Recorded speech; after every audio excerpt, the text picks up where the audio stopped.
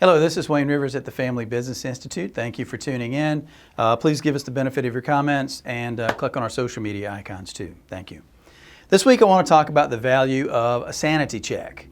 When I was a student, I had this business class and the professor brought in successful business leaders from the area. And there was one that came in that I actually had a chance to spend quite a bit of time with after I graduated and got married and everything.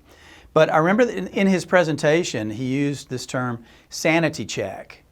And I thought it was really cool the way he used it and the way he said he utilized it in his company. And I had a sanity check this past week that my wife helped me with. We had a flat tire. And it's embarrassing to say, I haven't changed a flat tire in probably about 40 years. Well, the technology is different now from what it used to. I mean, you still have lug nuts, but some of them lock on. And back in my day, you had a full-size spare tire mounted somewhere in or on the car or the SUV, and it was a pretty simple thing to figure everything out. Well, now everything is well hidden. It's just so well engineered. I was marveling at the engineering of it. But to get this mini spare that we have now available, you had to basically crank it out on this cable. And so the tire comes down and I grab it and pull on it. Well, it's still on this cable. It's got like a hockey puck thing that's holding the tire up against the underside of the car. And I looked at it and there was no place to unscrew it on the outside. And I pulled on it thinking it might just pop off. That didn't work.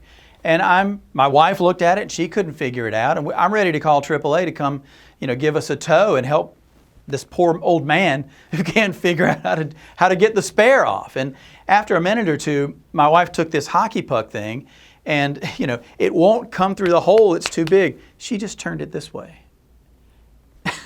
She just turned it, 90 degrees and it slipped right through and suddenly we're off and running. We got our spare on and we were able to get home okay.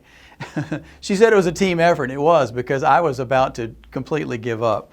Why is that? What has that got to do with business and what has it got to do with us? Well, the point is this. I was taking the lead on getting this tire changed. I was situationally leading at that point. But sometimes even the best leaders need help from their teams. They're sometimes blind, as I was, to a different possibility. I was trying to do this and I just needed to do that.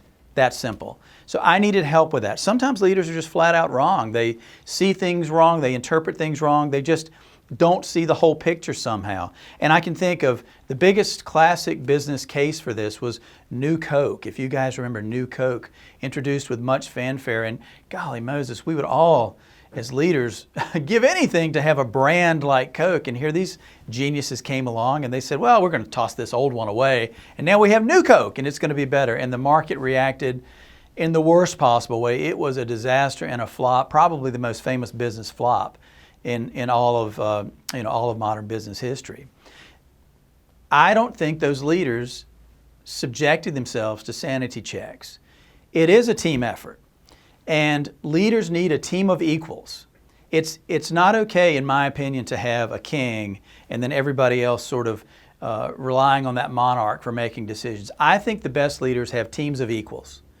And these equals push the leaders, they push each other, they challenge each other, they evaluate all kinds of different alternatives and possibilities, they debate, and they sometimes disagree aggressively with each other, not